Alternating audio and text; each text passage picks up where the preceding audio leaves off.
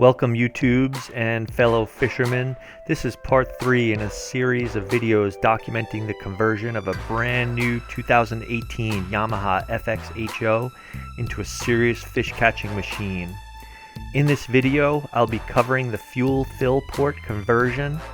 This modification makes it possible to refuel the WaveRunner while offshore. Normally the fuel tank fill is right here, but when you're offshore fishing with these WaveRunners, you don't want to have to pull this top up. And so I've put another fill port, tied it into the main fill line, and it allows me to fill without lifting the top up. It's a little bit dangerous to lift the hood when you're out in the ocean. Water could get in, and it's best to have your fill port outside of the front compartment area.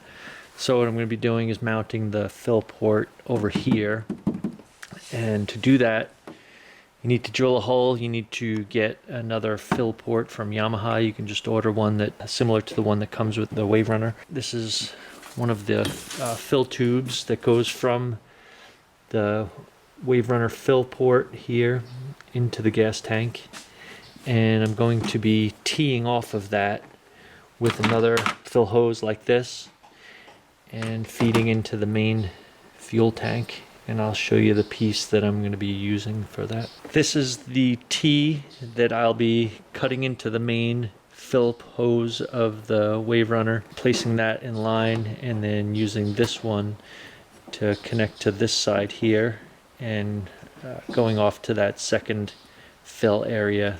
This piece right here can be made at any muffler shop. It fits the 2-inch internal diameter that you need for the fill port hosing. You can pick up this fill port hose at an auto parts store online, or just order another piece from Yamaha. This was relatively inexpensive. They charged me 10 bucks to make, and I just grinded it down and put some primer on it. I put a little paint on it to help prevent it from rusting. And about to drill this hole now, get that fill port mounted.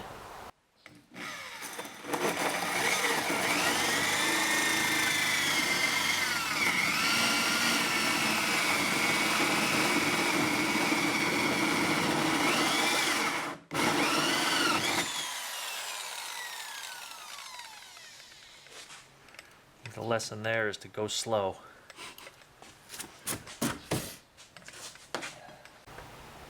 Okay, I wanted to show you what the finished product looked like in terms of the extra fuel line that was added. I'll give you a peek as to what the finished product looks in here also.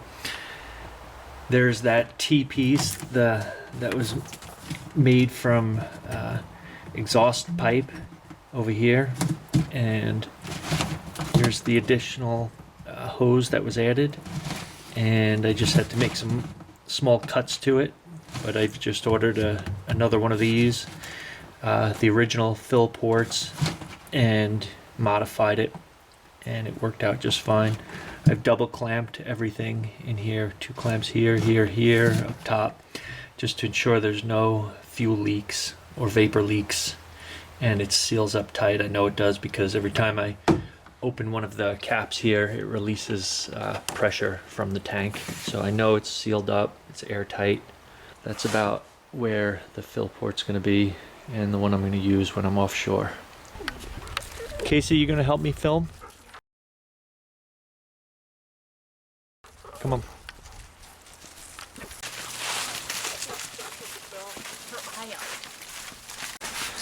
Okay, Casey's going to help me film.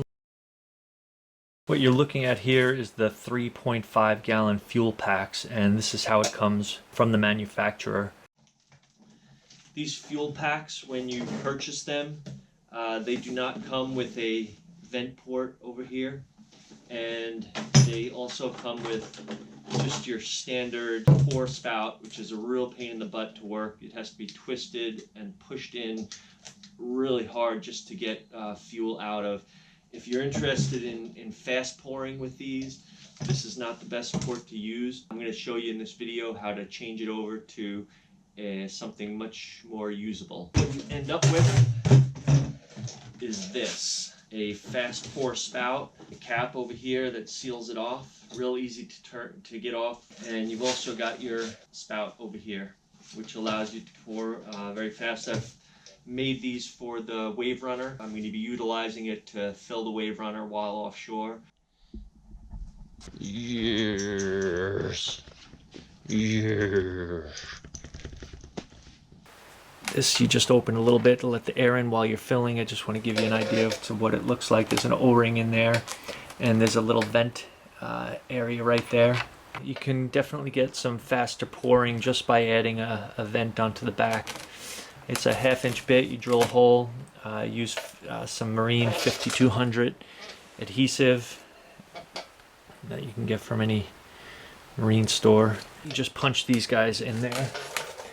This is what they look like when they come, just like that, and they've got a little groove there.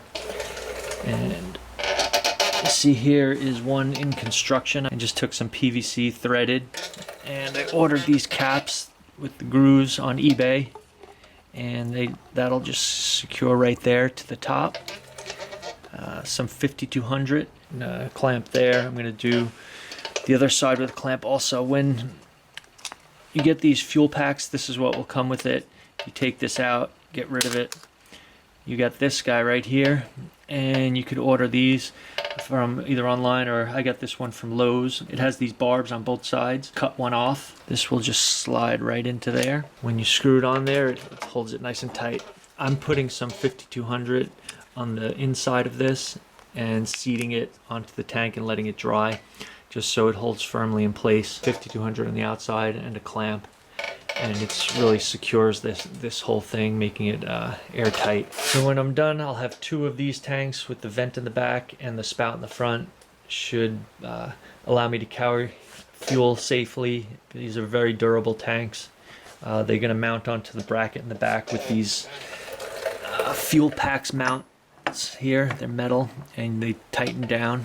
He's set it up so I can mount these Fuel-Pax on the sides of the rack, and the way that these work is you just unscrew them here, loosen this one up, loosen this up, and your Fuel-Pax can come off, and when you're done, push it back on, secure it like that, and tighten it down. And that was with one hand. Hey puppies, you want to be petted? You want to be petted? Come here. That's a good puppy. Come here. There you go. There you go. You get petted too sometimes. So these are the Fuel-Pax that'll be mounted on the back over here next to the cooler, and that bracket is done.